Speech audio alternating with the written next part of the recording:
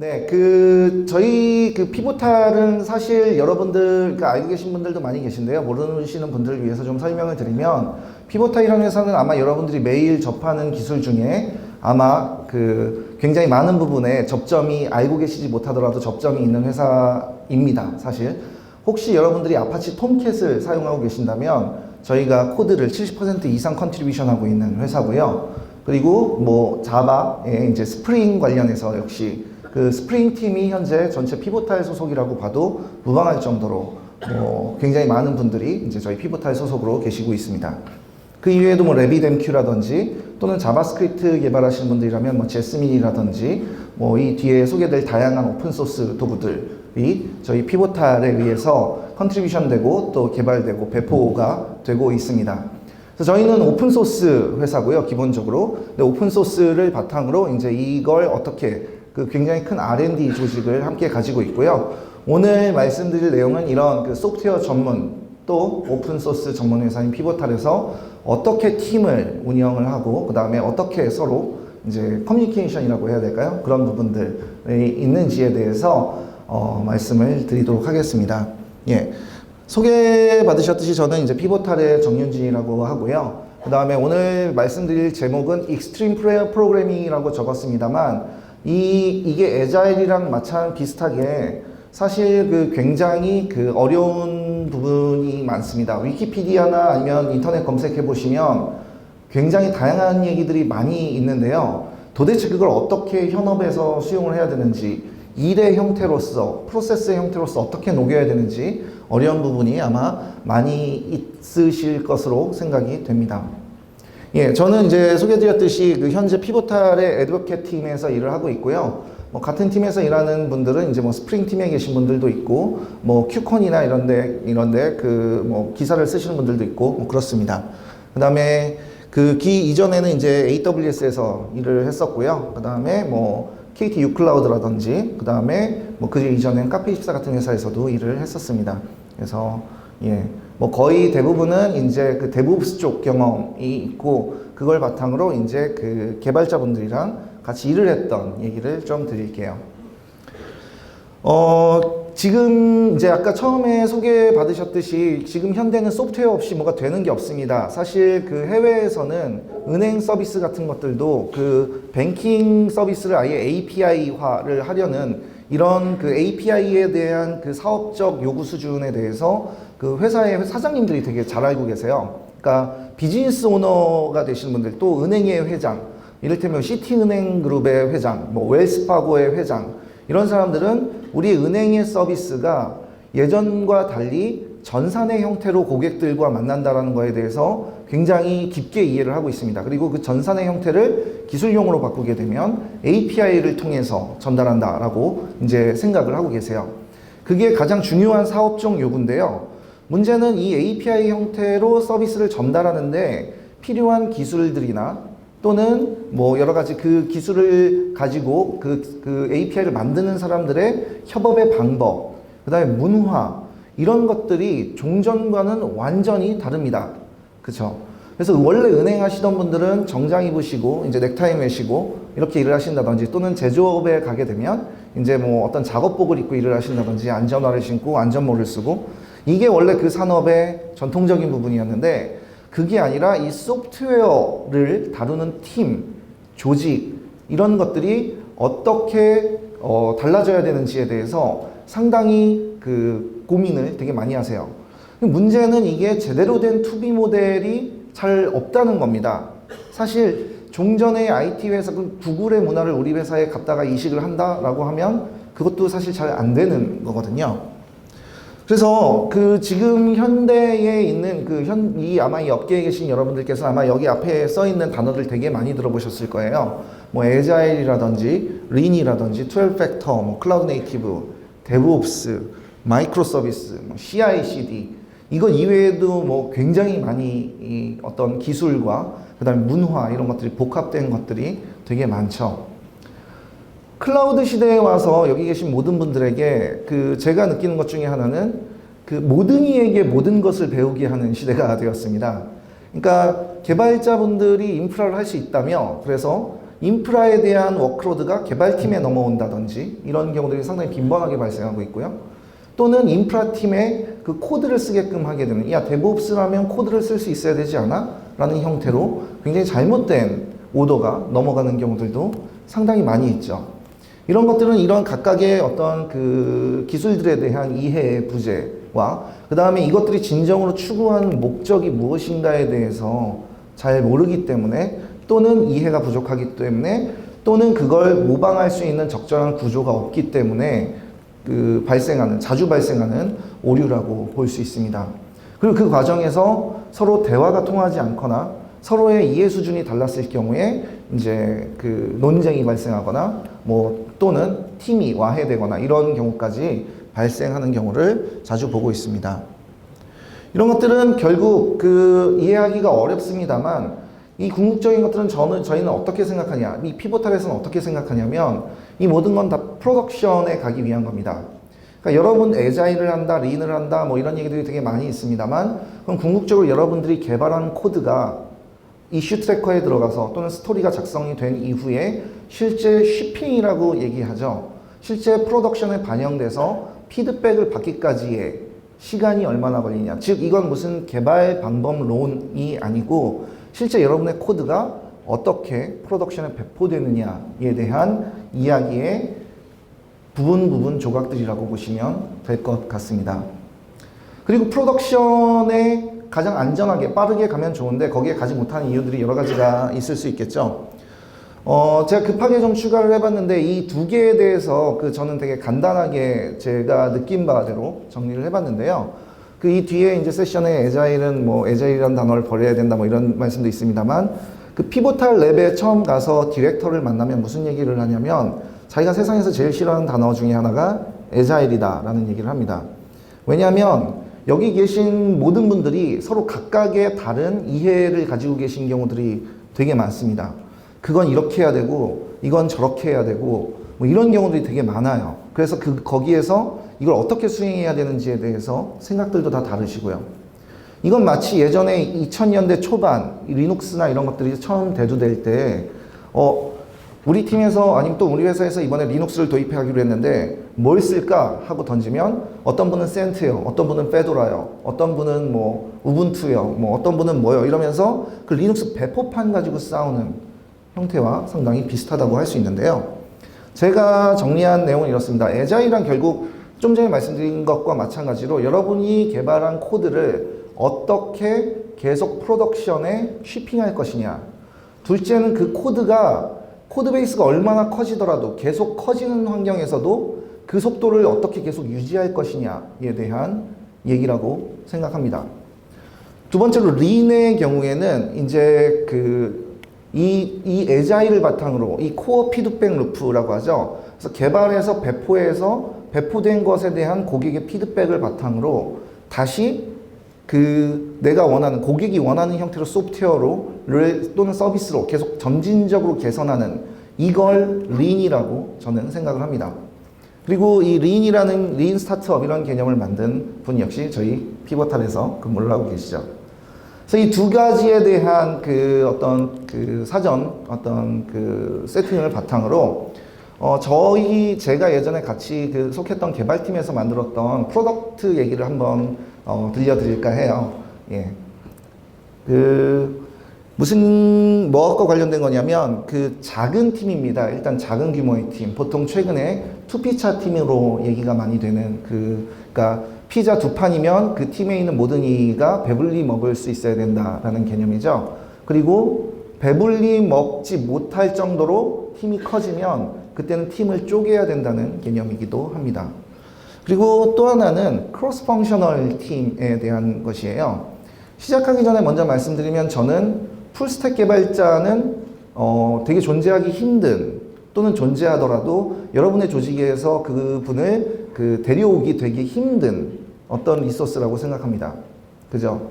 그렇지만 많은 분들은 풀스택 개발자를 원하시죠. 왜냐하면 서로 다른 분야에 대한 전문성에 대한 지식을 가지고 있을 거라고 생각하기 때문에. 하지만 저는 반대로 어떻게 생각하냐면 그런 풀스택에 대한 요구사항을 팀으로 구현할 수 있다고 생각을 합니다. 그리고 지금 들려드리는 이 얘기는 그 팀과 관련된 이야기예요. 그러니까 서로 다른 역할을 가진 사람들이 팀을 이루었을 경우에 어떻게 되는가입니다. 저희는 당시에 어떤 KT의 이제 유클라우드라는 거대한 프로젝트를 딜리버리 한 다음에 그 뒤에 이제 남겨진 한 3명의 엔지니어와 그 팀의 사장님이 계셨어요. 그죠? 그래서 사장님을 스테이크홀더로 보실 수 있겠죠. 비즈니스 오너고요. 그 다음에 엔지니어가 3명이 있었습니다. 그 엔지니어 3명은 이렇게 3명이었어요.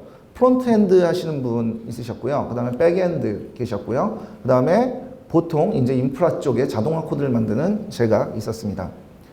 제일 왼쪽은 혹시 아시는 분들도 계실지 모르겠는데 파이어준이라 그래서 프론트엔드 쪽에는 꽤 잘하시는 분으로 많이 알려져 있습니다. 그래서 firejoon.com이라는 블로그 가시면 이제 자바스크립트로 바이너리를 깐다든지 뭐 이런 굉장히 해괴한 일들을 많이 하시는 그런 개발자고요.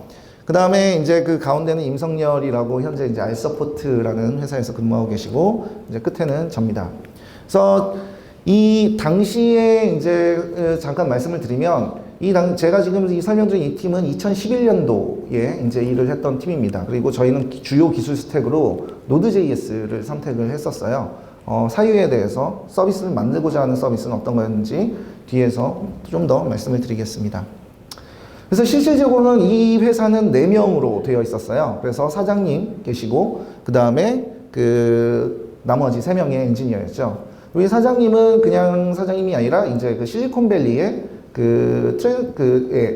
캐피탈 회사를 운영하고 계신 사장님이셨습니다.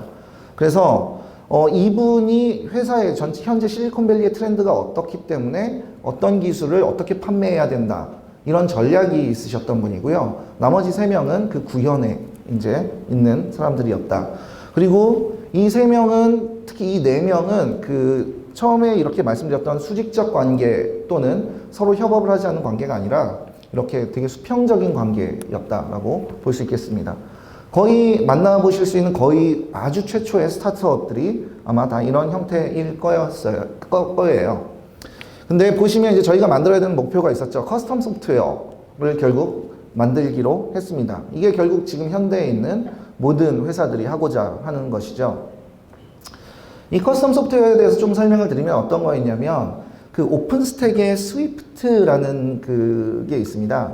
오픈스택 스위프트는 뭐냐면 여러분들 아마존의 S3 서비스와 상당히 유사한 온프레미스 오브젝트 스토리지라고 보시면 되겠습니다. 그래서 지금은 아마 S3 API와 굉장히 많이 호환이 될 걸로 예상이 되고요.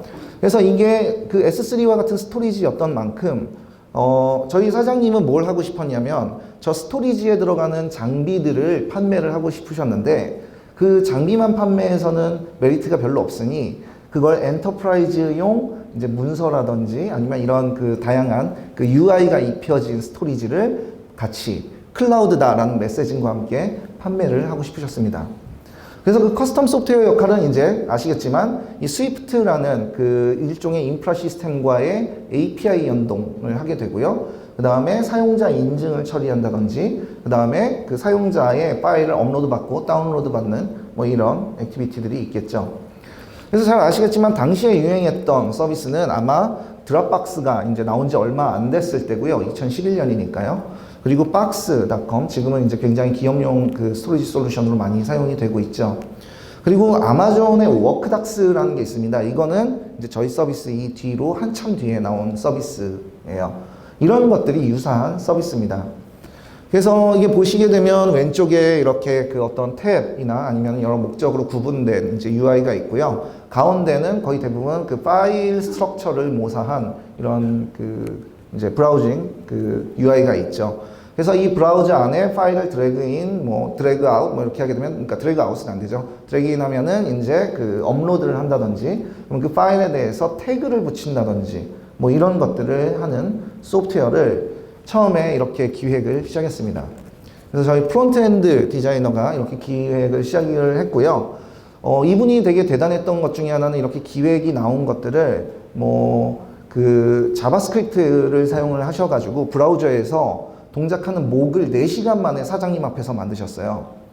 그래서 실제로 드래그 앤 드랍을 하면 그게 동작이 되고 그 다음에 UI가 어설프게라도 있고 백단은 하나도 없는데 브라우저에서만 돌아가는 걸 한 4-5시간 만에 만들어 버립니다.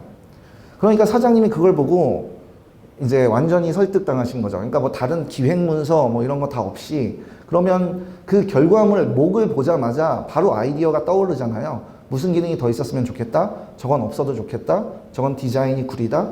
이런 형태로 계속 오더가 내려옵니다. 그걸 현장에서 실시간으로 계속 반영을 해주면서 이게 그러면 이런 형태로 되는 게 맞으세요? 하고 일종의 MVP에 대한 쉐이핑을 목으로 하게 됩니다. 이게 저희 팀의 그 프론트엔드 엔지니어가 가졌던 되게 뛰어난 스킬 중에 하나였어요. 그 얘기를 하자마자 뭔가 동작하는 게 눈앞에 보여진다는 건 되게 대단하죠. 근데 이분이 이걸 계속 하시면서 얘기를 합니다. 뒤에 백이 구현하는 데 시간이 오래 걸릴 거다. 금방 구현되는 게 아니다. 그리고 당시엔 저희는 백엔드 엔지니어가 없었던 상태고요. 그렇습니다. 그래서 이런 식으로 기획을, 디자인을 이렇게 하셨죠.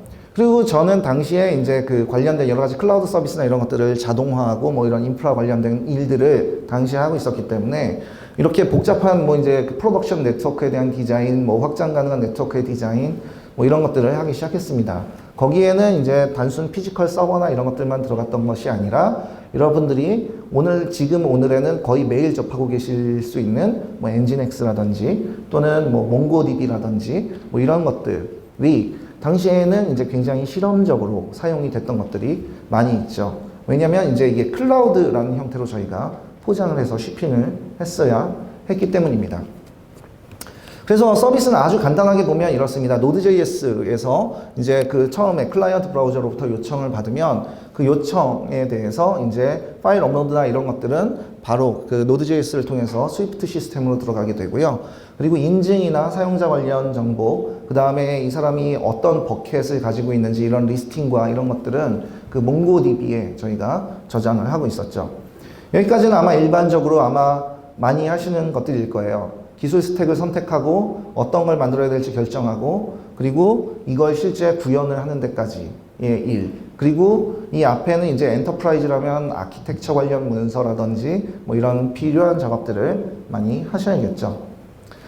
그래서 그 결과부터 말씀드리자면 저희는 그 백엔드 엔지니어가 이제 들어오고 나서 얼마 안 있다가 바로 이런 형태의 그 프로덕션을, 그러니까 MVP를 내놓았습니다. 그래서 왼쪽에 보시면은 탭으로 구분되는, 그러니까 태그, 당시에는 되게 생소한 개념이었는데요. 이런 UI를 가진 건 당시에 그 그러니까 애플의 뮤직이라든지 이런 서비스들밖에 없었어요. 근데 이제 태그를 통해서 파일들을 구분을 하고 업로드, 다운로드를 이제 그 손쉽게 처리하면서 파일을 클릭하면 밑에 메타 정보가 나온다든지 그 다음에 웹소켓이나 이런 것들도 당시에 되게 시범적으로 그 썼던 게 어떤 사용자가 파일을 업로드하면 노트를 붙여서 다른 사용자들한테 그 노트를 다 같이 전달하게끔 하는 이런 기능들이 굉장히 많이 포함이 되어 있었습니다. 뭐 자세한 설명은 그 밑에 나중에 발표 자료가 공유가 되면 보시면 되고요. 아니면 지금 당장이라도 뭐 파이어준 한 칸 띄고 더 벨록스 이렇게 검색을 하시면 바로 그 이것과 관련된 개발 이제 관련된 이야기들을 읽어보실 수 있으실 거예요. 여기서 제가 말씀드리고 싶었던 건 이걸 만드는 과정에서 이 작은 수의 팀이, 그러니까 팀을 작게 유지하는 게 왜 소통에 도움이 되는지에 대해서 꼭 한번 말씀드리고 싶습니다. 왜 그러냐면 팀이 작을수록 어떤 기능이나 어떤 문제나 이런 것들을 얘기해야 되는데 그 횟수가 적어져요. 그러니까 똑같은 얘기를 계속 반복해서 하지 않아도 된다는 겁니다. 이건 사실 굉장한 이점인데요. 팀이 커지게 되면 그 모든 팀 구성원들에게 어떤 일종의 그 허락을 받아야 되는 경우들이 되게 많습니다. 내가 이걸 해야 되는데 저 팀에선 이걸 싫어하고 이 팀에선 저걸 싫어하고 그런데 이건 우리의 서비스에 관련된 내가 지금 개발하고 있는 것과 관련이 된 것임에도 불구하고 다른 팀들의 승인을 받기 위해서 설명을 해야 되는 과정이 상당히 많다는 것입니다. 이건 결국 각각이 미팅으로, 권한을 가진 팀과의 미팅으로 이어지게 되고 그래서 실질적으로 개발을 하는 시간보다 미팅을 하는 시간이 더 길어지게 되는 가장 첫 번째 이유가 큰 조직입니다 라고 저는 생각을 합니다. 반대로 저희는 굉장히 작은 조직이었죠. 그렇기 때문에 어떤 일이 있었냐면 저희가 아까 보셨지만 Node.js에서 그냥 거의 모든 사용자 요청을 그대로 받는 상태였는데요. 잘 아시겠지만 Node.js는 그 싱글 스레드로 동작하기 때문에 뭔가 이런 스태틱 파일 전송이라든지 이런 부분을 감당하는 데는 그다지 뛰어나지 않습니다. 그죠? 그래서 이런 것들을 프론트엔드에 계셨던 그 자바스크립트 하시는 분이 Node.js도 일부 백엔드도 같이 하셨거든요. 이런 것들에 대해서 요청을 주시는 거죠. 야, 스태틱 파일 전송을 이걸로 처리를 좀 안 했으면 좋겠다. 방법을 찾아봐라. 그래서 알았다. 그 다음에 또 하나는 아까 그 구조에서 보시면 아시겠지만 스위프트로 넘어가는 저장되는 파일들은 실제 워드 같이 작은 파일도 있지만 파워포인트 같이 또는 PDF 같이 중간 크기부터 동영상까지 굉장히 큰 사이즈까지 다양합니다. 여기에서도 마찬가지로 동일하게 이 클라이언트 브라우저로부터 넘어오는 것들을 모두 Node.js가 컨트롤을 하고 있는 상태라면 이게 실제 서비스 퍼포먼스에 상당히 심각한 영향을 미친다 라는 얘기를 이 두 분이 하고 계신 거죠. 동일한 서로 다른 목적이긴 합니다만 그 문제를 그래서 그러면 그 앞에 엔진엑스를 넣어보자 라고 얘기를 하게 됩니다. 그래서 이렇게 엔진엑스를 넣었어요. 이게 반영되는데 하루가 걸렸습니다. 그러니까 그 오전에 이런 문제가 있고 그래서 이런 문제를 해결을 해야 되고 그래서 몇 개의 솔루션을 찾아보니 앞에서 리퀘스트 라우팅을 해주는 게 좋겠다 라고 생각을 하게 됩니다. 그래서 실제 인증이 끝난 뒤에 스위프트로 넘어가는 요청은 저게 헤더에 인증 정보가 다 포함이 돼서 넘어가는 거기 때문에 엔진엑스에서 바로 분기를 해서 바로 그 스위프트라는 오브젝트 스토리지에 저장을 하게 되는 거죠. 그 사이에 노드는 계속 자기 일을 처리를 하면 되는 겁니다. 이런 형태로 모든 기능들이 개발이 됐어요. 그러니까 문제가 있을 때마다 그런 형태로 내가 어떤 문제가 있으니까 해결을 해줬으면 좋겠어. 그리고 더 중요한 건 지금 보시면 아시겠지만 각각의 전문성이 있는 부분들을 요청을 하고 있는 것이죠. 그래서 그거에 대한 결과물이 프로덕션에 빠르게 반영이 되는 이 구조인 것입니다. 이건 팀이 작았기 때문에 그리고 굉장히 서로를 신뢰하고 있기 때문에 가능한 일들이라고 보시면 되겠죠. 그래서 전체 마일스톤이라고 하긴 좀 그렇습니다만 지나고 보니 저희가 이렇게 일을 했더라고요. 그래서 모거, 그 다음에 디자인, 브레인스토밍 이런 것들을 했고요. 그 다음에 프로덕션 하기로 사장님과 금방 결정이 됐습니다. 그래서 백엔드, 어떤 백엔드 엔지니어를 채용을 하게 되고 그 다음에 인프라를 구매해서 설치하고 그 다음에 버전 0.1부터 쭉쭉쭉쭉 개발을 하기 시작합니다. 이건 뒤에 보여드릴 어떤 그 에자일이나 뭐 이런 그 개발 방식과 되게 유사하다고 생각할 수 있는데요. 두 번째로 제가 말씀드리고 싶은 건 팀이 작으면 그리고 이런 초기 규모에는 이게 스크럼이라고 굳이 얘기를 하지 않아도 그런 행동들이 서로 일하는 데 다 녹아 있어요. 그러니까 우리가 레드마인을 쓰고 뭐 마일스톤을 어떻게 하고 간트 차트를 어떻게 그리고 뭐 이런 것들이 다 하실 수 있지만 그런 게 없어도 그 팀이 작으면 이것들에 대해서 이미 다 공유를 하고 있다는 거죠. 코드의 내용, 그 코드가 하는 일, 그 시스템의 구조, 그리고 이걸 어떻게 프로덕션에 배포해야 되는지, 어떻게 개선해야 되는지에 대해서 그 세 명이 다 알고 있다는 얘기입니다. 그러니까 그때는 실제 거의 대부분 말씀하시는 게 팀이 작을 때만 에자일이 유용하고 배포하기 좋고 그렇지만 실제로는 저희는 에자일의 방법론이라고 얘기되는 그 모든 것들이 하나도 없었어요. 그냥 팀 내에서 알아서 하는 거였습니다. 그리고 더 중요한 건 그럼에도 불구하고 3개월 내에 저희가 MVP를 냈다는 것이죠. 하드웨어 구매와 설치, 그 다음에 백엔드 디자인, 그 다음에 배포까지 포함해서요. 3명이 이제 동작하는 소프트웨어를 그렇게 만들어 놓고요. 저희가 0.1 버전부터인가 그 베타 서비스를 시작했어요. 왜냐면 피드백을 받아야 되는데 팀이 너무 작으니까 피드백을 받을 데가 없잖아요. 그래서 이걸 베타 서비스라고 얘기를 하고 오픈을 하게 됩니다. 그래서 사용자 리퀘스트를 받았죠. 그리고 리퀘스트별로, 그러니까 그 어떤 목적별로 계속 반복해서 아까와 같은 커뮤니케이션의 형태를 통해서 반복해서 배포를 하게 됩니다. 그래서 이 프로젝트에 만약에 Node.js에 조금 관심이 있으시다면 되게 사용하고 있는 모듈들이나 이런 것들이 아웃데이트되어 있는 건 많습니다만 코드 자체는 참조를 해보실 수 있어요. 그래서 이제 세션이 끝나면 공유되는 자료를 통해서 받아보실 수 있겠습니다. 뭐 트래픽도 좀 있었고요. 근데 우리가 가지고 있었던 문제가 있습니다. 첫째는 이게 프로덕션 수준이 아니었다는 거죠. 프로덕션 수준이 아닌데 실사용자가 들어왔고요. 그래서 데이터 복제나 백업과 같은 클러스터링은 뭐 리소스의 문제라든지 이런 다양한 것들 때문에 만들어 놓지 않았어요. 두 번째로 여러분들이 오픈소스를 사용하시다 보면 굉장히 자주 겪게 되는 문제일 텐데요. 인기 있는 오픈소스는 굉장히 빠르게 발전합니다. 그래서 문서하고 실제 코드가 맞지 않아요. 그래서 문서 보고 만들다가 그걸 그대로 테스트 없이 배포하게 되면 굉장히 큰 낭패를 당하게 되는 경우들이 발생합니다. 그래서 실제 이런 굉장히 빠르게 발전하고 있는 이를테면 최근에 큐버네티스라든지 이런 것들은 코드 보는 게 더 빠릅니다. 코드에 있는 주석 보고 이게 어떻게 바뀌었는지 내가 쓸 버전이 어떻게 돌아가는지 보는 게 굉장히 유용하죠. 근데 마찬가지로 저희 프로젝트 역시 이런 오픈스택이라는 것이 처음이었고 몽고는 당시에 나온 지 얼마 안 되긴 했습니다만 마찬가지로 되게 당시에 노시퀄은 굉장히 한국에서는 많이 사용되지 않는 그런 것들이었죠. Node.js 역시 마찬가지였습니다. 저희가 선택한 모든 기술 요소들이 다 한국 시장에는 또는 글로벌하게도 사용 사례가 많지 않았던 것들이 꽤 많았죠. 그 다음에 개발, 스테이징, 프로덕션에 대한 개념이 없었습니다. 그냥 저희한테 할당받은 하드웨어를 가지고 거기서 개발하고 베타하고 그리고 사용자들이 파일 올리는 거 보고 거기서 다시 코드 고치고 이런 것들을 했죠.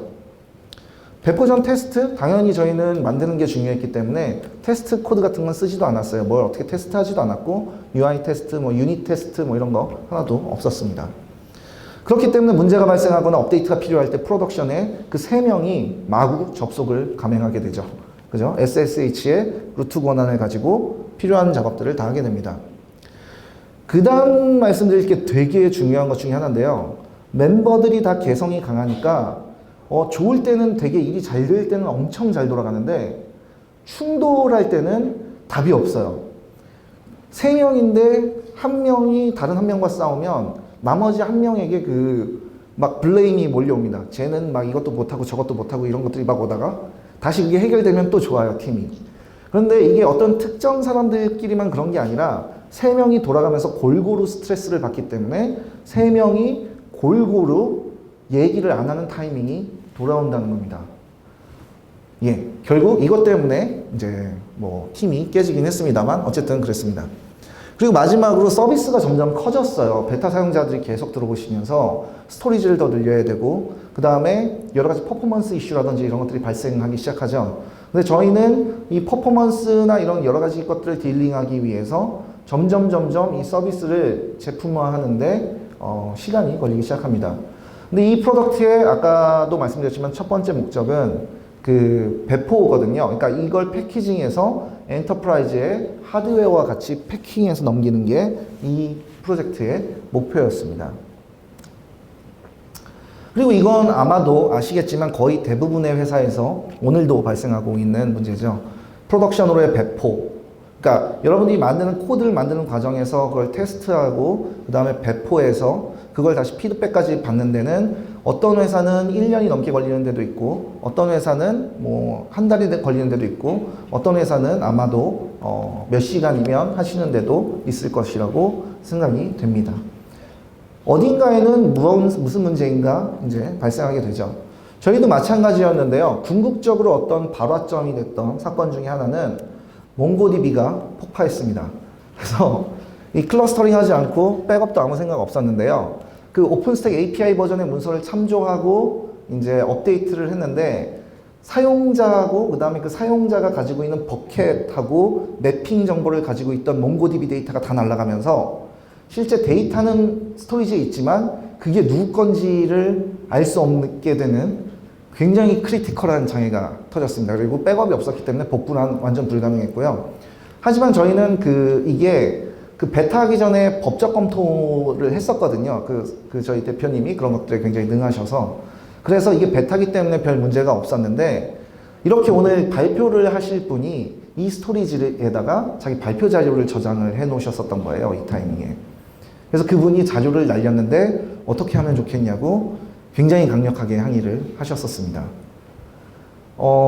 이건 베타가 아니라 또 다른 많은 회사에서 발생하는 문제이기도 하죠.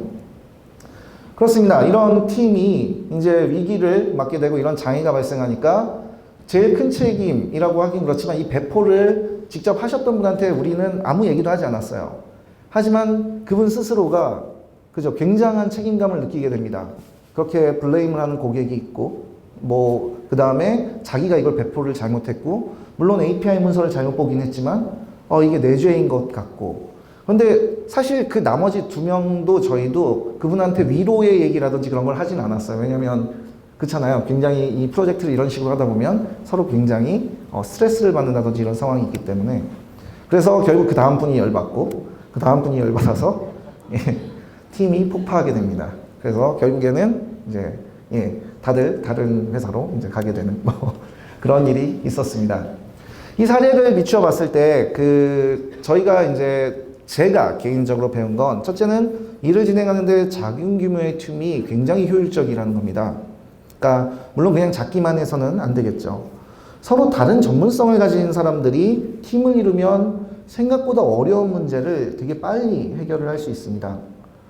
그리고 이게 사실 한국에선 잘 안 되는 것 중에 하나인데요. 당면 내가 지금 가지고 있는 문제를 즉각 공유해야 해결이 빠릅니다. 그죠? 그리고 팀 구성원의 성향이 다르면 지금 말씀드렸듯이 감정적 문제가 되게 걷잡을 수 없이 발생할 수 있는 경우가 되게 많아요. 여기에 대해서 제가 한 가지 더 드리고 싶은 말씀이 있는데요. 실제 프로젝트를 하다 보면 그 팀이 규모가 크면 클수록 그 프로젝트 전체의 코드를 반영하는 분들은 거의 정해져 있는 경우가 많습니다. 이분들이 50%가 넘는 양의 코드를 반영하시고요. 나머지가 더 많은 숫자의 이제 분들이 그 코드를 반영하시죠. 그 얘기는 곧 무슨 얘기냐면 그 코드를 반영했던 분들이 그런 조직 내에서 인정을 받을 가능성이 되게 높아지고요. 그렇게 인정을 받으시면 뭘 하냐면 그 프로젝트가 끝나고 다시 다음 프로젝트 넘어갔을 때 바로 다른 팀에서 데려가게 되죠. 문제는 이 프로젝트가 끝나면 그 결과물이 곧 릴리즈고 프로덕션인데 앞으로 이걸 계속 주기적으로 반영해야 되는 메커니즘이 무너지게 된다는 것입니다. 그건 저희가 개발했던 이 벨록스의 상황과 완전히 동일한 것이죠.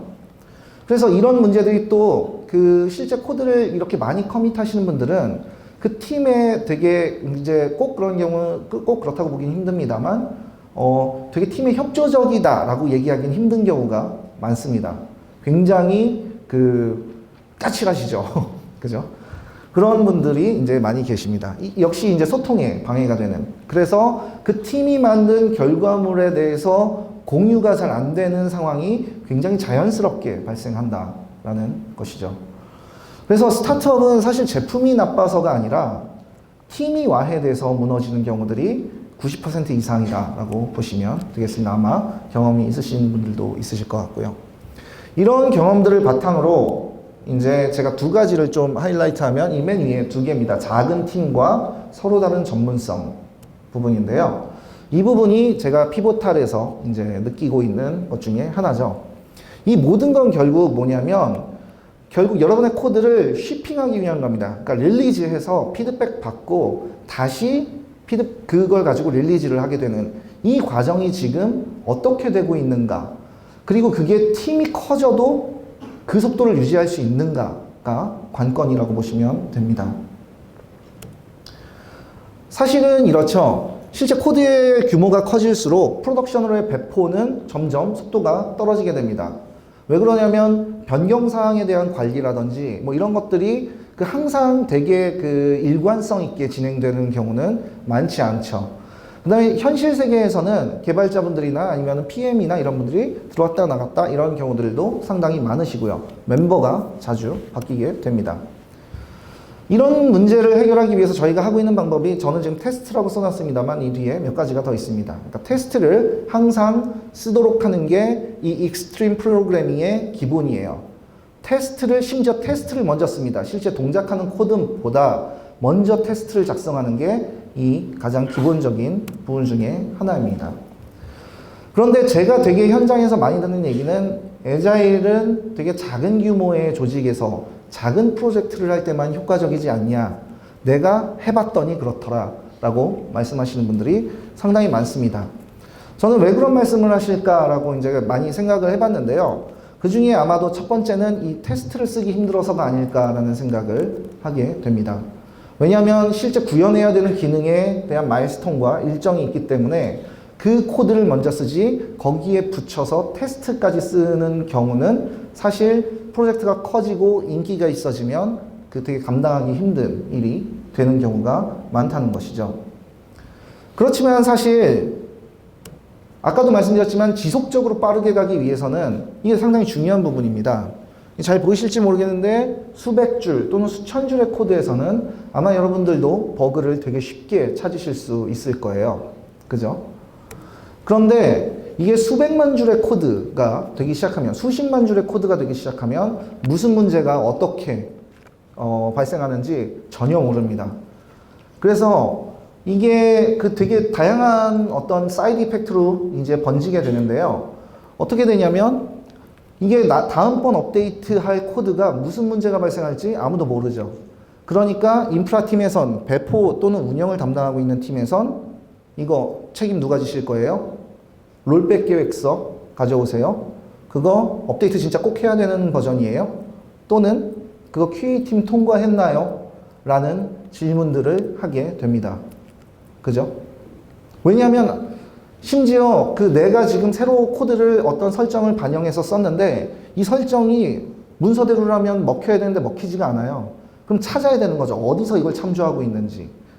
그 컨피그레이션을 찾지 못해서 발생하는 문제. 그 다음에 뭐 2000년대 초반 이럴 때는 심지어 IP를 그 소프트웨어에 하드 코딩하는 이런 문제들이 이것들과 동일한 문제라고 보시면 되겠습니다. 그래서 결국 팀에 속해 있지만 개발은 혼자 하세요. 이어폰 이렇게 헤드폰 끼고 노이즈 캔슬링 딱 끼시고 막 하는 이런 어떤 개발 패턴을 되게 선호하시죠. 그리고 여태까지 해왔던 방식이기도 하고요. 그죠? 두 번째, 이 익스트림 프로그래밍에 있어서는 이렇게 혼자 하게 놔두지 않습니다. 혼자 잘못된 코드를 생산하거나 잘된 코드를 생산하실 경우도 많이 있겠죠. 두 번째, 일정에 쫓겨서 테스트를 쓰지 않는 상태를 없도록 해야 하게 합니다. 이건 한국뿐만이 아니라 실리콘밸리에 있는 회사들도 상당히 유사한 패턴을 가지고 있어요. 아침에 출근해서 거의 아침 안 드시죠? 거르고 출근하면 되게 피곤하고 뇌는 아직 안 깨있고 커피 마시면서 뭐 주식 얼만큼 올랐는지 뭐 어저께 배포한 거 어떻게 됐는지 그죠? 그리고 뭐 뉴스도 좀 보고 뭐 어저께 뭐 정치부 뉴스가 어떻게 됐는지 사회부 뉴스가 어떻게 됐는지 연예부가 어떻게 되는지 이런 것들 보시죠. 그러다 보면 오전 끝납니다. 그죠? 그래서 다시 점심시간에 이제 점심을 아침을 안 먹었으니까 배고프잖아요. 과하게 드시면 이제 잠이 몰려오죠. 잠이 되게 쉽게 피로해지고 그래서 실제 업무를 시작하는 시간은 오후 3시 이후라는 거예요. 그래서 오후 3시 이후부터 일을 쭉 시작하면 이게 6시까지 끝날 수 있을 리가 없잖아요. 그래서 야근을 하게 됩니다. 이 패턴이 반복되는 게 비단 한국뿐만이 아니라 실리콘밸리에 있는 되게 많은 회사들도 이렇게 돌아가고 있습니다. 그래서 그러면 이건 어떻게 저희가 익스트림 프로그래밍과 함께 처리를 하고 있냐면 아침 8시 반이 되면 회사에서 밥을 줍니다. 되게 그 맛있는 밥이에요. 뷔페 같은 그런 밥을 줘요. 왜 그러냐면 아침밥 먹으면서 서로 얘기하라고 어제 무슨 일이 있었고 이런 업데이트를 그때 다 하는 겁니다. 그러면 9시가 되면 이제 보통 에자일에서 많이 얘기하는 스탠드업을 전체 직원이에요. 글로벌 전체 직원이 그 시간에 맞으면 합니다. 그래서 이제 스탠드업을 하고요. 그건 5분밖에 안 해요. 그게 끝나면 팀 스탠드업을 해요. 뒤에 설명드리겠지만 저희는 페어로 일을 하거든요. 둘씩 짝져서 일을 하게 되는데 그 페어를 그날 정합니다. 페어 네고시에이션이라고 하죠. 그래서 만약 제가 백엔드 엔지니어인데 오늘 관계형 데이터베이스와 관련된 작업을, 로그인 작업을 또는 스키마 변경 작업 이런 것들을 코드로 구현해야 된다면 데이터베이스를 가장 잘하는 우리 팀의 사람과 그 다음에 제가 같이 페어를 하게 되는 거죠. 그날. 그래서 그것과 관련된 스토리를 해결을 하는 식입니다. 이건 좀 더 뒤에 설명드리고요. 그렇게 일을 오전 내내 해요. 그리고 이제 11시 반 되면 밥을 먹으러 갑니다. 밥 먹고 오면 다시 1시부터 이렇게 둘이 다시 앉아서 일을 시작하고요. 6시가 되면 사실 아무도 없습니다. 그 샌프란시스코에 이제 저희 본사가 위치해 있는데 그 샌프란시스코에서는 한 4시 반 이렇게 넘으면 길이 엄청 막히잖아요. 그러니까 거의 한 5시 되면 사무실에 아무도 없습니다. 그렇게 돌아가죠. 실제 8시 반 되면 아침밥을 이렇게 줘요. 뷔페식이고요. 제가 보니까 저희 회사 회계에서 저희가 피보탈 랩이라는 이 장소가 글로벌에 한 18군데 정도 있는데요. 여기에 밥값만 이제 한 100억 정도 들어간다고 합니다. 1년에. 밥을 되게 잘 줘요. 그리고 오른쪽에 보시면 그렇게 같이 밥을 먹으면서 어제 배포한 게 어떻게 됐는지 이런 것들을 되게 중요한 것 중에 하나인데 메일을 쓰지 않습니다. 메일로 야 그거 어떻게 됐니? 나 이거 해야 되는데 그거 배포됐니? 그래서 언제 답장이 올지 모르는 그런 메일을 기다리지 않고 가서 얘기를 합니다. 아침밥 먹으면서. 그리고 9시가 되면 스탠드업을 이렇게 해요. 그래서 가운데 연두색이 이제 들고 있는 게 이런 스티로폼 안에 마이크가 이렇게 들어있는데요. 그 마이크로 이제 예를 들어서 어젯밤에 되게 심각한 아우티지가 있었으면 그게 무엇 때문인지, 그 다음에 테스트가 굉장히 글로벌하게 하고 있는 전사적으로 뭔가 잘 안 되고 있는 블로커에 대해서 얘기하거나 신규 입사자에 대해서 얘기를 하거나 이런 되게 가십으로 한 5분 동안만 얘기합니다. 그러고 끝이에요. 서서 합니다. 앉아서 안 하고요. 그러면 다시 팀으로 돌아가서 아까 말씀드렸듯이 오늘 내가 누구랑 일할지, 내가 무슨 일을 해결을 해야 되는지를 좀 더 다이브 딥하게 한 15분에서 20분 정도를 얘기해요. 늦어도 9시 반을 절대 넘지 않습니다. 그리고 그날 해결해야 될 스토리는 이미 그 트래커 안에 다 들어있는 상태이죠. 그래서 뭘 어떻게 해결해야 되는지 디자이너와 그 다음에 프로덕트 매니저 그리고 백엔드, 프론트엔드 그 팀이 보유한 모든 분들이 이렇게 일을 합니다. 그래서 오른쪽에 보시면 폴라로이드 사진이 있는데요. 피보탈 랩에 처음 들어가게 되면 저렇게 폴라로이드 사진을 찍어요. 그래서 그걸 화이트보드에 그날 자석으로 페어하시는 분들을 이렇게 붙이는 용도로 사용하게 됩니다. 그래서 실제 9시 20분부터 되면 이렇게 둘이 일을 시작합니다. 그래서 보시면 둘이 되게 대화를 많이 하고 있죠.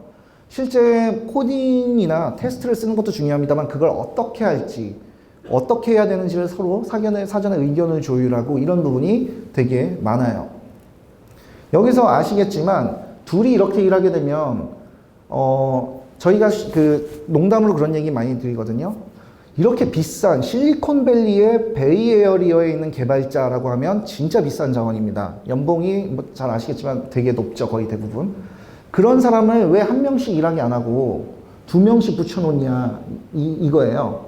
왜 2명이냐면 실제 2명이 1명 됐을 때 떨어지는 생산성은 20%밖에 안 떨어지는데 2명이 같이 일하게 되면 품질이 80% 이상 성장, 좋아진다라는 연구 결과와 그 다음에 저희 실제 예측, 그러니까 저희가 실제 그 경험한 결과에 따라서 있습니다. 그래서 하나의 스토리를 해결하는데 보통 짧은 건 15분에서 길면 뭐 한 반나절 정도? 그게 끝나면 오른쪽에 보시다시피 탁구 치러 갑니다. 그래서 둘이 탁구 한번 치고 다시 와서 다시 다른 스토리를 해결하는. 이게 여러분들이 그 책으로 배우는 또는 위키피디아에서 보는 익스트림 프로그래밍의 전체 과정들이 현재 실제 업무에 녹아있는 형태라고 보실 수 있겠습니다. 조금 더 보면 그러면 앞에 그런 질문들 되게 많이 하세요. 그럼 아키텍팅은? 플래닝은? 이런 것들은 어떻게 해? 라고 얘기하시는데요. 이 익스트림 프로그래밍에서는 이제 게임 플랜과 같은 형태로 이걸 어떻게 만들지 이런 것들을 얘기하는 시간이 일주일에 한 번 있습니다. 그래서 월요일에 앉아서 하는 1시간짜리 미팅이 하루가 있고요. 그래서 그때 1시간 동안 얘기를 해요. 이게 누가 만들려고 한 건지, 뭐 기술 스택은 어떻게 선택할 건지. 그래서 그런 몇 개의 스토리를 가지고 이제 거기서 얘기를 하게 되는 거죠. 그런 것들을 일종의 이제 뭐 이거는 저희가 다른 회사들이랑 일할 때 쓰는 거긴 합니다만 스코핑의 단계가 있고요. 두 번째로 디스커버리가 있습니다. 실제 이걸 쓰게 될 사람들하고 인터뷰를 하게 되는 거죠. 이 소프트웨어가 누구에 의해서 쓰여질 거고, 그러면 그 사람이 처음 보게 되는 화면은 뭐야? 화면이 아니면 처음 보게 되는 인터페이스는 뭐야? 뭐 이런 식으로 그 굉장히 인터뷰를 하게 됩니다. 그걸 통해서 무엇을 만들지를 결정을 하게 되고요. 그 다음에는 다시 MVP의 형태로 어떻게 만들지를 결정을 하게 되고 그 뒤에는 아이터레이션 하게 되는 과정을 거치고 있습니다. 이것을 위한 질문지와 그 다음에 워크샵, 그 다음에 전체 프로세스들이 존재하고 있는 것이죠. 두 번째는 이 밸런스드 팀이라는 부분입니다. 이게 아까 제가 말씀드렸던 크로스 펑셔널 팀과 마찬가지예요. 보시면 서로 다른 롤을 가진 사람들, 맨 끝에는 이제 사장님입니다. 그래서 이 서로 다른 롤을 가진 분들이 서로 어떻게 이야기를 주고받는가가 되게 중요하죠. 밸런스드 팀이라는 얘기는 거꾸로 언밸런스드 팀으로 생각을 해볼 수 있는데요. 반대의 의미로. 언밸런스드 팀은 뭐냐면, 아마도 여기 계실지도 모르겠습니다만, 백엔드 팀, DBA 팀, 오퍼레이션 팀, 그리고 뭐 이를테면은 뭐 인프라 팀, 이렇게 모여있는, 이건 밸런스된 팀은 아니죠. 그 일을 하는 분들이 다 스큐돼서 거기 다 모여 계신 거잖아요. 그게 아니라 그 팀에서 제품을 위해서, 서비스를 위해서 다 멤버가 하나의 팀으로 모이는 것입니다. 그걸 저희는 밸런스드 팀이라고 부르고 있고요. 그래서 저희 팀은 어떻게 조직이 되냐면 프로젝트에 따라서 조금씩 틀리긴 합니다만 맨 위에 항상 계신 분은 프로덕트 매니저입니다. 프로젝트 매니저가 아니라 프로덕트 매니저입니다. 그래서 비즈니스 골을 이분이 계속 팀에 설명을 하게 되고요. 그 다음에 사용자. 저희는 사용자 니즈를 누가 그걸 파악하냐면, 그러니까 파악이라기보다는 어떻게 다시 서비스로 규정하냐면 디자이너가 합니다. 그래서 디자이너가 사용자 경험을 바탕으로 이걸 어떻게 제공을 해야 되는지. 그리고 실제 개발하시는 디벨로퍼 앵커와 이제 엔지니어가 있고요. 그 다음에 이 프로젝트가 이를테면 G나 뭐 이런 데서 했던 것처럼 뭔가 기계에 대한 모델을 예측해야 되고 이런 어떤 데이터 관련된 작업이 있다면 데이터 사이언티스트까지 하나의 팀으로 이루어져서 딜리버리를 수행하는 것이죠. 이런 경우에 가질 수 있는 가치가 상당합니다. 첫째는 서로 간에 이제 신뢰가 쌓입니다. 왜냐하면 서로 다른, 내가 모르는 걸 잘하잖아요. 기본적으로는 그렇고요. 두 번째로는 서로 경험이 공유가 돼요. 우리 제품을 만드는 데 필요한. 그래서 나는 관계형 데이터베이스에 하나도 몰랐는데 저분한테 배울 수 있고, 나는 테스트 코드를 쓰는 거를 잘 몰랐는데 저희 테스트 코드를 잘 쓰는 사람이 있고, 그래서 그 사람들이랑 돌아가면서 페어를 하고 실제 모니터에서 작성되는 코드를 이렇게 보고 있으면 되게 놀랍습니다. 그죠? 되게 신기한 경험이에요, 그건. 그걸 통해서 배우게 되죠. 그죠? 그렇기 때문에 다시 어떤 새로운 것들을 만드는데 되게 도움이 되고요. 그 다음에 또 하나, 중요한 것 중에 하나가 실패를 환영하는 문화입니다. 우리나라에서는 되게 감당하기 힘들죠. 근데 잘 생각해보면 왜 그러냐면, 저건 말도 안 돼라고 생각하시는 분들이 계실 수 있는데, 그게 왜 그러냐면, 스펙이 200개가 있고, 그걸 3년 동안 만들었는데, 그게 실패하면 누군가 책임을 져야 되잖아요, 그런 건. 근데 여기선 그게 아니라, 일주일 또는 하루의 딜리버블이 실패해도 된다는 겁니다. 그죠? 하나의 커밋으로 테스트를 하고, 그래서 배포를 할 수 있는 릴리즈 캔디데이트에 넣고, 필요하면 그 하나마저도 바로 shipping될 수 있다면, 그건, 그죠? 그게 실패하더라도 아무도 책임을 안 져도 될지도요. 그죠? 그리고 그 앞에 테스트가 있다면 테스트에서 그 실패를 감지하겠죠. 경험을 반영할 테니까요. 그죠? 그리고 서로 다양한 목소리들이 발생합니다. 그래서 그 팀은 프로덕트 매니저, 디자이너, 엔지니어, 그 다음에 이제 고객이 있는 경우에 고객의 PM, 그 다음에 이제 의사결정권자. 이 코드를 쓸 건지 말 건지에 대해서 이걸 얘기하는 사람이 하나의 팀이 된다라는 겁니다. 한국에서는 좀처럼 보기 힘들죠. 그래서 그 프로덕트 매니저와 엔지니어가 이렇게 둘이 같은 모니터를 보고 일을 하게 됩니다. 즉 이걸 이제 저희는 페어 프로그래밍 모델이다라고 얘기하는데요. 어떤 거냐면 결국 컴퓨터는 하나고요. 모니터는 2개, 키보드 2개, 마우스 2개입니다. 그래서 이 사람이 코딩하고 있을 때는 옆에서 보고 있고, 이 사람이 코딩하고 있을 때는 이 사람이 보고 있고, 그래서 서로 그렇게 얘기를 하면서 일을 하게 되죠.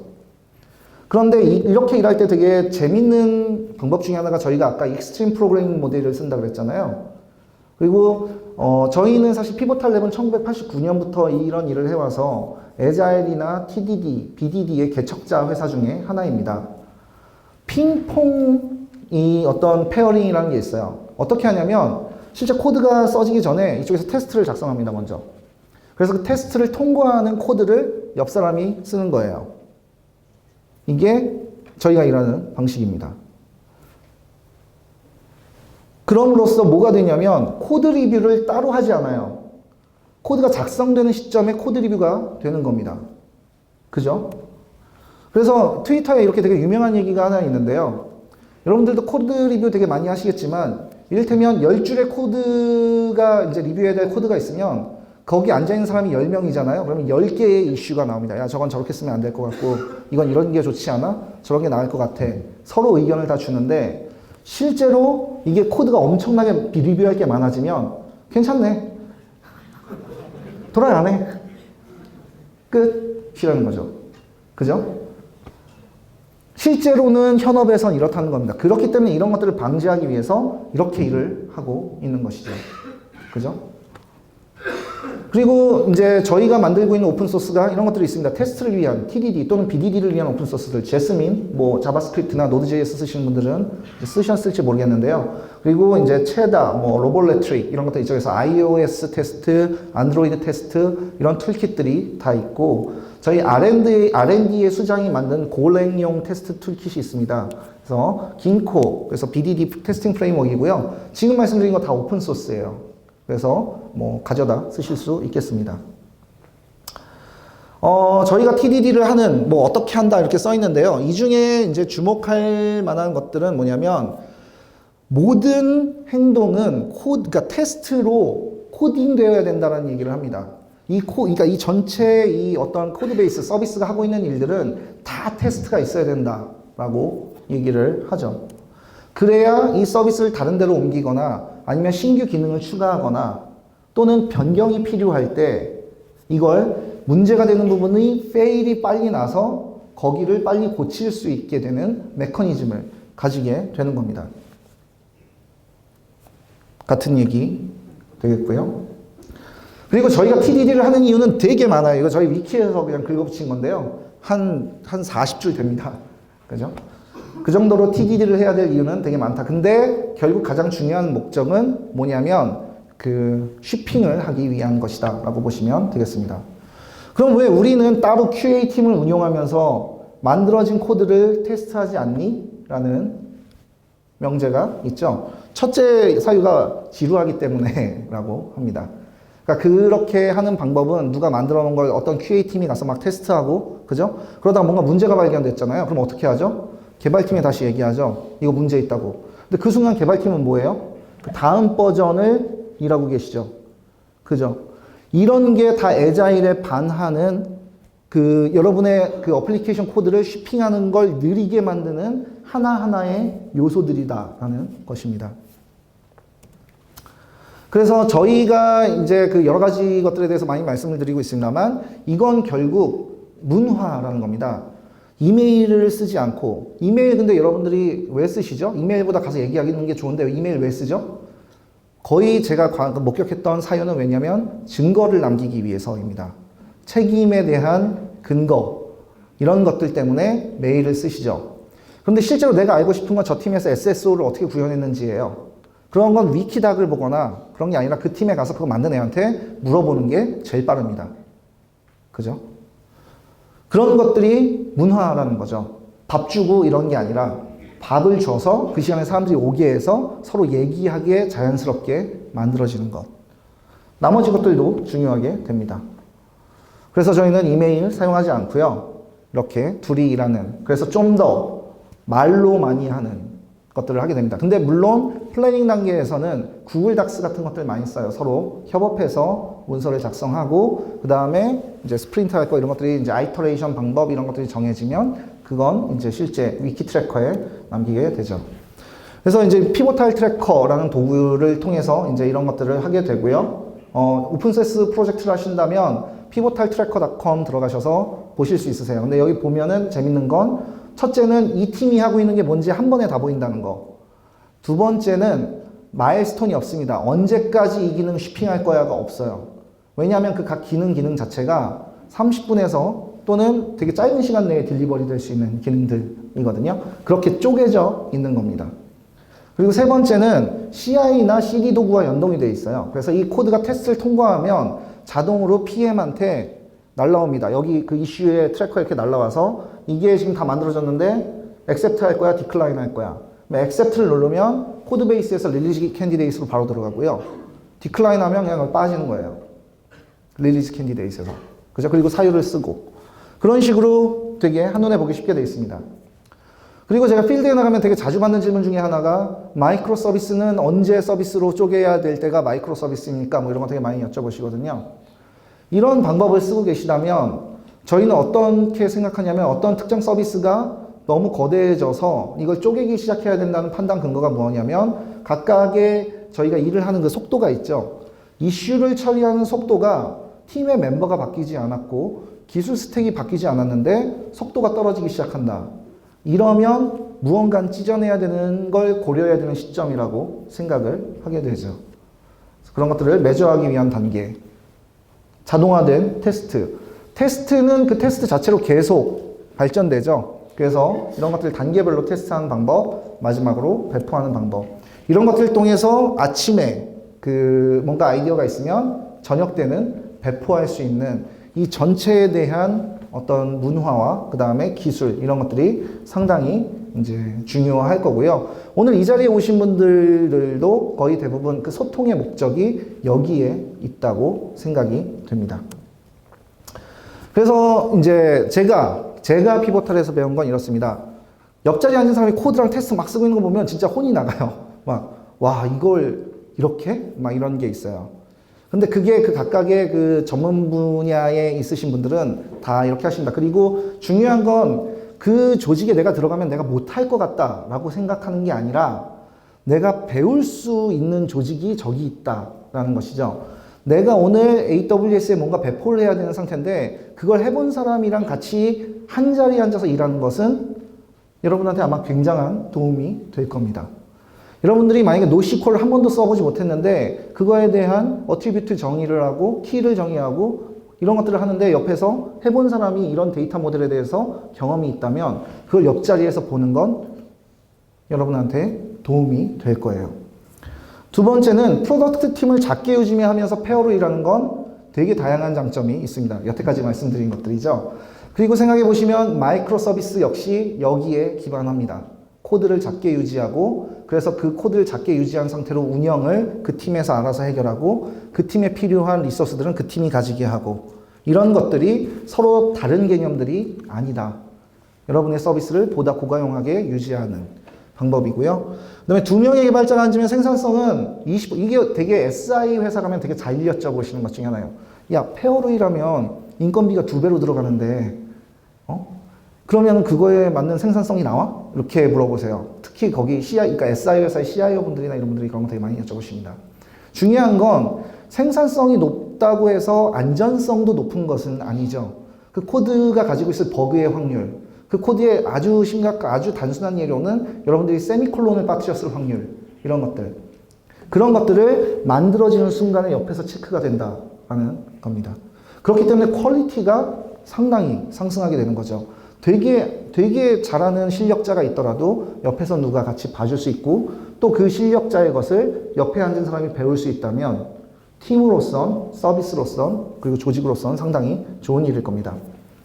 그리고 서로 다른 역할의 구성원이 페어로 일하게 되면 되게 다양한 문제 해결이 가능하고요. 그 다음에 디자이너하고 프론트엔드 또는 디자이너하고 백엔드 이렇게 같이 일하는 경우도 되게 많습니다. 그러면 되게 신기해요. 또 그것 역시 디자이너가 옆에서 손으로 그림 그리면서 이게 이렇게 돼서 이렇게 돌아갈 거니까 API를 이렇게 호출했으면 좋겠고 이렇게 얘기를 서로 하는 게 상당하다는 거죠.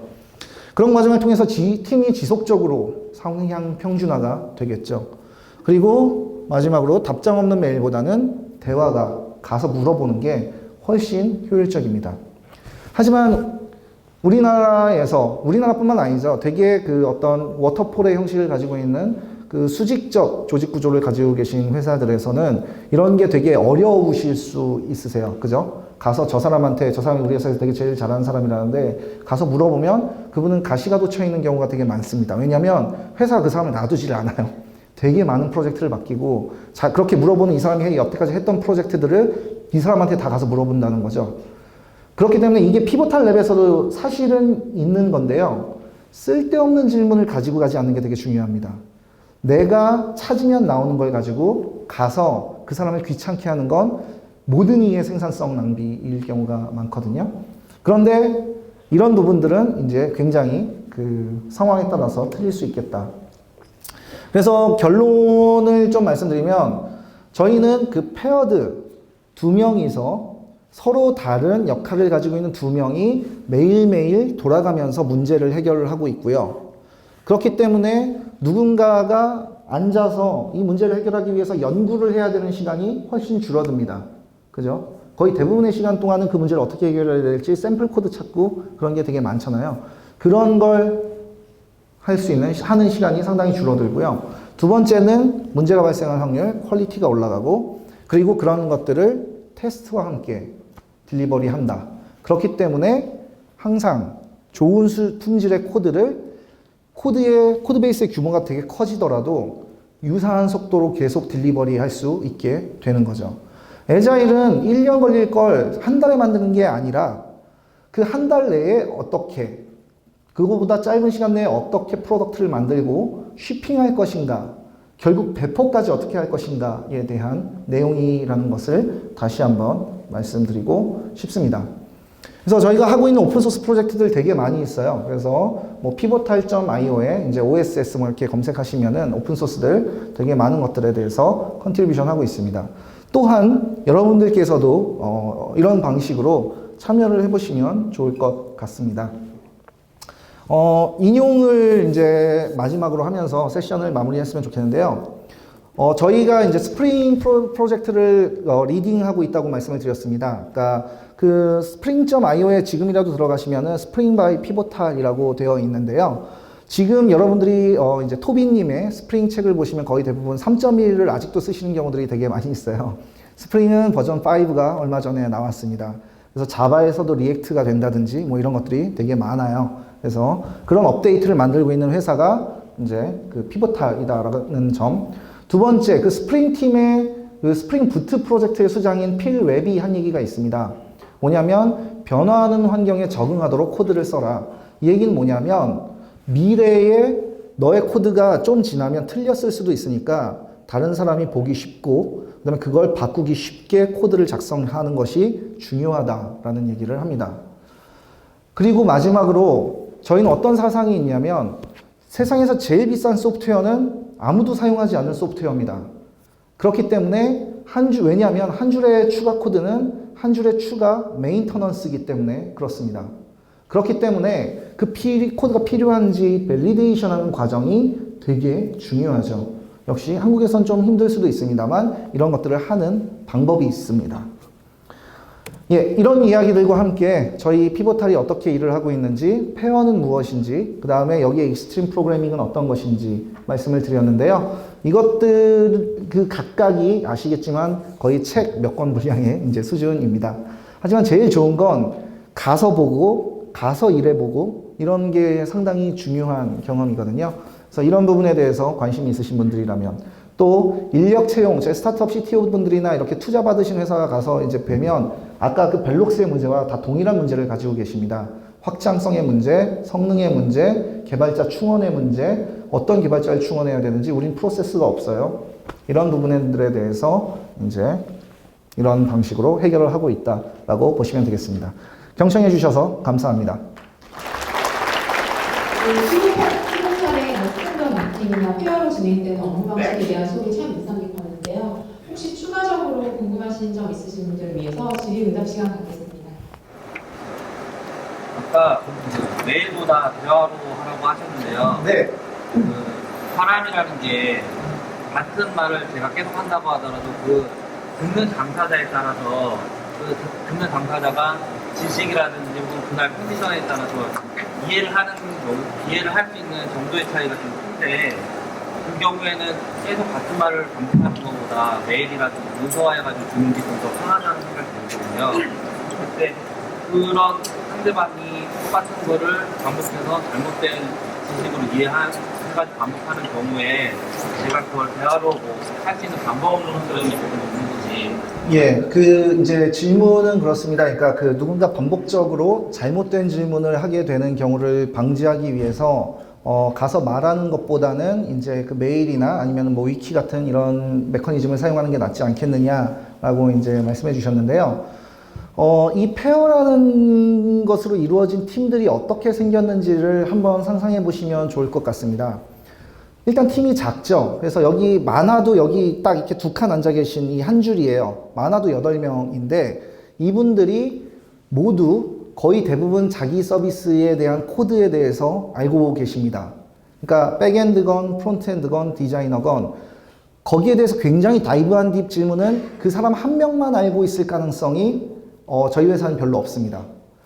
그렇기 때문에 그분이 우리나라에서 이 프로젝트 단위로 보면 그 작은 몇몇의 분들이 하기 때문에 그분들한테 뭔가 그 집중돼서 질문이 들어가겠지만 실제로는 저희는 그렇지 않다는 거죠. 그 팀에 가서 그거 아시는 분 여쭤보면 거의 대부분 알고 있는 경우가 많이 있고요. 두 번째로는 그게 되게 자주 나오는 질문이다 라고 하면 뭐 물론 위키를 쓰는 방법도 맞겠습니다만 아까도 말씀드렸지만 저희는 소프트웨어 회사잖아요. 그걸 그 소프트웨어나 이슈 트래커나 아니면은 그 코드 내에서 참조할 수 있는 방법들이 있습니다. 그래서 내가 다른 팀에 만든 코드를 참조를 해서 거기 안에 써 있는 걸 보게 되면 항상 최신의 업데이트를 받을 수 있는 메커니즘들이 있죠. 그리고 최근에 스프링 버전을 사용하시게 되면 이런 API나 이런 부분에 대해서 HTOS 뭐 이런 것들에 대해서 그 자동으로 문서를 만들어주는 기능들도 일부 있습니다.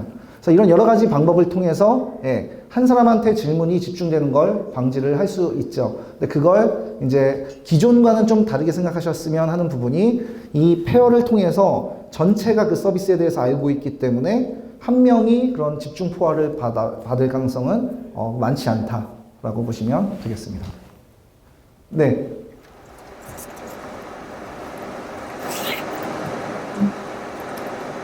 저는 이제 프로젝트를 작은 프로젝트나 아니면 큰 프로젝트 이렇게 다양하게 다니는 편인데 네. 가면은 보통 프로그램도 많고 저도 이제 새로운 사람 만나는 것도 많거든요. 네. 소통에 대한 경험치나 지식이 아주 다른 사람들이 모였을 때 제가 만약에 PL도 되는 직업이 있다라고 했을 때 이제 말씀하신 것들을 수행하기 위해서 가장 먼저 점검하거나 수행해야 되는 그런 게 있다는 개인적인 경험을 말씀해 주시면 좋겠습니다. 저희가 이제 아까 잠깐 보셨는데 스코핑, 디스커버리 앤 프레이밍, 뭐 그 다음에 아이터레이션 뭐 이런 단계들이 있는데요. 여기서 저희가 사용하고 있는 그 일종의 질문지가 있습니다. 거기에 가장 첫 번째 질문이 뭐냐면 이거 왜 만들어요? 예요. 그러니까 첫 번째는 그렇습니다. 그러니까 물론 우리나라의 그 큰 프로젝트 많이 해보시면 위에서 그걸 만들려고 하는 어떤 이유가 있으시고 어떤 마일스톤, 그 다음에 어떤 기능 세트 뭐 이렇게 있으시겠죠. 근데 저희도 사실 보잉이나 뭐 아니면은 뭐 GE나 되게 큰 회사들이랑 일을 하는데 이런 식으로 하거든요. 그때 첫 번째 질문은 뭐냐면 이걸 왜 만들어요고 두 번째는 이 프로젝트의 스폰서가 누구예요를 여쭤봅니다. 그래서 이런 방식으로 일을 하게 하는 팀을 이제 새로 구성을 하게 되고요. 이 모든 것들에 거의 회장님 수준의 이런 그 도움이 필요한 경우들이 되게 많아요.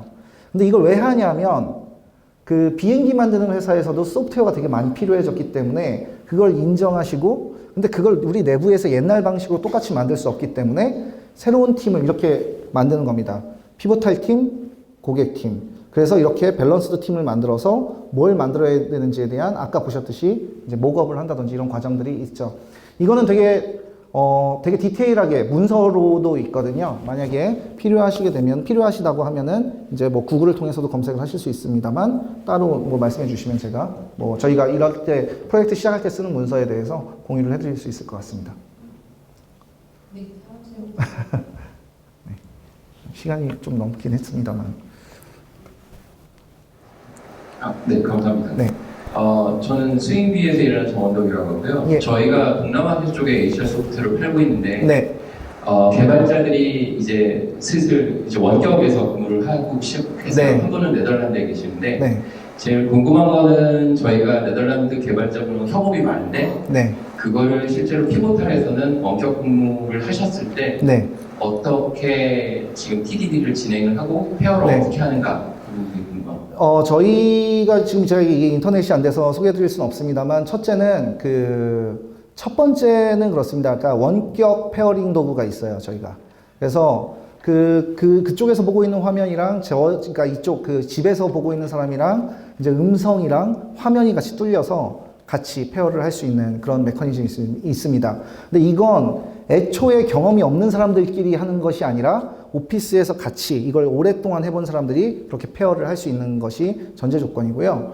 뭐 두 번째로는 이제 저희가 해결하는 방법이라고는 하긴 그렇습니다만 최근에 이제 그렇게 글로벌하게 사업 진행이 되게 많이 되잖아요. 그래서 어떻게 하냐면 그 지구가 돌아가는 시간에 맞게 타임존의 업무 시간에 맞게 지사들을 배치하는 경우들이 있습니다. 그래서 피보탈 같은 경우에는 이제 글로벌에 한 18군데 정도 이렇게 있거든요. 그러니까 지구가 돌아가는 동안 어떤 기능은 누군가 계속 만들고 있는 것이죠. 근데 그게 예전처럼 기능 세트 200개짜리를 한 명의 개발자가 그걸 다 만들고 있으면 그 사람이 했던 걸 업무 인수인계라는 걸 해야 되잖아요. 그런 방식이 아니라 애초에 그 스토리 자체가 30분에서 2시간 정도로 끊어질 수 있게끔 프로덕트 매니저와 그 다음에 엔지니어 앵커가 같이 협의를 해서 백로그를 관리를 하게 되는 거죠. 그러면 그냥 그 스토리 끝나면 난 집에 가도 되는 거고 다음날 아침 지구 반대편에 있는 사람은 여기까지 됐네, 여기까지 릴리 캔디데이 들어갔고 그 다음 스토리부터 해결을 하면 되는 거죠. 그래서 이런 방식으로 일을 하고 있습니다. 네. 네, 질문자 한 분 더 받겠습니다. 저 맨 뒤에 그 팀에서 네. 제가 지금 참 빨리 지나가서 정확히는 못 봤는데 인사 관련하는 게 좀 궁금하거든요. 네. 저희 회사 같은 경우에는 좀 성장을 많이 하는 단계라서 네. 인사를 좀 중요하게 생각을 하고 있는데 네. 팀 내에서 만약에 팀의 구성원들이 인사권이라고 해야 되나? 누굴 뽑을지에 대해서 영향력을 크게 발휘할 수 있다면 네, 만약에 그런지부터 일단 여쭤보고 싶고 그렇게 돼서 들어왔을 때 그렇게 영향력이 많으면 회사 전체적인 문화와 그 뜻이 맞는 개발자인지 아닌지 구성원인지 아닌지도 좀 뭔가 네. 좀 문제가 될 수 있을 것 같아요. 그런 부분들에 대해서는 어떻게 실질적으로 인사 처리가 되고 그 어떤 기준으로 좀 뽑고 그거는 그 조직 내에서 어떻게 분배가 되는지 간략하게 좀. 예, 왜 질문하시는지 제가 되게 잘 뼈 깊이 이해를 할 수 있을 것 같습니다. 그러니까 특히 한국에서 제가 이렇게 말씀드리면 어떨지 모르겠습니다만 스타트업 같은 경우에 사업이 잘 되면 갑자기 그 사용자가 늘어나는 게 보통 사업이 잘 된다라고 이해가 되죠.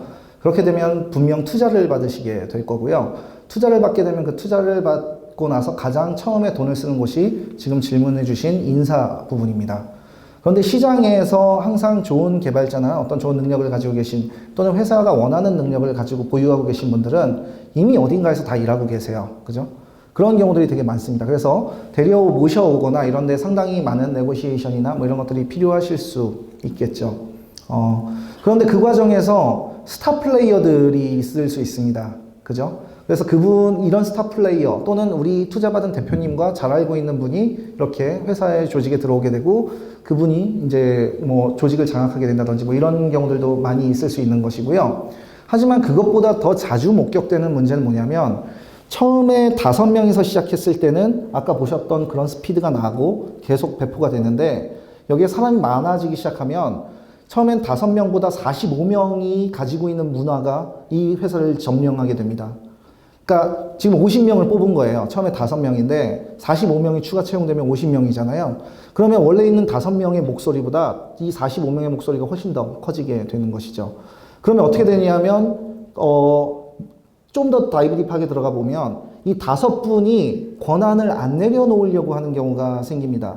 왜냐하면 못 믿거든요. 그러니까 이분들이 싫어서가 아니라 새로 들어온 분들에 대해서 내가 가지고 있었던 이를테면 배포 권한, 뭐 테스트 권한, 루트 권한 이런 것들을 줘야 되는지에 대해서 되게 다웃이 심하셔요. 그래서 어떻게 되냐면 이 45명이 생산하는 것들은 되게 많아졌는데 실제로 이게 프로덕션으로 가는 속도가 사람은 늘어났는데 잘 안 되는 이런 상태가 제가 되게 많이 목격한 이제 스타트업들의 그런 부분입니다. 저희는 이거에 대해서 이제 거꾸로 답을 드리면은 실제로 이제 답이라기보다는 저희 피보탈은 어떻게 하고 있냐라고 하면 다른 외국계 회사들 같은 경우에 인터뷰를 많이 보시죠. 저희는 어떻게 하냐면 아까 보셨던 그 트래커 있잖아요. 그러니까 누군가의 보이스가 더 클 수가 없습니다. 첫째로. 그냥 그 개발자분들이 만약에 마음에 들면 저희가 메일을 보낸다든지 거기까지 이제 일반 리크루팅 절차와 동일하고요. 오시기예요. 비행기 티켓 주고 우리 회사로 오세요. 그러면은 그 하루 동안 저희랑 같이 이슈를 페어로 해결하게 합니다. 그러면 그분이 오자마자 그분이 이걸 잘 이제 하셨다면 어떤 특정한 분야에 대해서 잘 해결을 하셨겠죠. 그러면 그걸 한 3, 4명이 이렇게 돌아가면서 같이 페어를 해보는 거예요. 그러고 결정을 합니다. 이분을 모셔도 되겠다, 모시지 않아도 되겠다. 근데 모시게 되는 경우면 어떻죠? 바로 페어가 시작될 수 있는 단계다 라고 보시면 되고요. 모시지 못하는 경우에는 페어나 아니면은 저희가 되게 중요하게 생각하는 게 있는데 자기가 알고 있는 걸 공유를 할 수 있는 인성의 이제 분이냐 이런 부분들을 좀 중요하게 봅니다. 그래서 그런 것들 이제 과정을 통해서 인력을 채용하고요. 두 번째로는 이 페어를 하기 때문에 팀 간의 기술 격차가 엄청 크지 않아요. 프로젝트 간의 기술 격차가 엄청 크지 않습니다. 그래서 이분이 디자이너라면 다른 팀의 디자이너로 가셔도 충분히 문제없이 일을 할 수 있는 부분이 된다는 거죠. 그래서 만약 이제 아마 여기 앉아 계신 분 개발자분들은 싫어하실 수도 있을 것 같은데요. 저희는 개인 랩탑을 기본적으로 지급하지 않아요. 개발자분들한테. 그러지 않고 페어로 쓸 수 있는 아이맥을 그 환경에 지급합니다. 그래서 내 자리가 그날 어디가 될지 잘 몰라요. 이런 오너십이 없는 상태를 상상해 보시면 지금 생각해 보셨던 그런 현재 가지고 계신 문제와 인사적인 문제와는 상당히 동떨어진 것이다 라고 제가 답변 드릴 수 있을 것 같습니다. 그리고 이제 제가 피보탈에서 나왔기 때문에 그런 부분에 대해서 좀 더 궁금하시게 되면 아까 말씀드린 것과 마찬가지로 이제 따로 한번 보시면 좋을 것 같습니다. 네, 오늘 모키콘 2017 소통의 첫 승을 불어넣어주신 정인진 수석님께 다시 한번 감사드립니다. 감사합니다.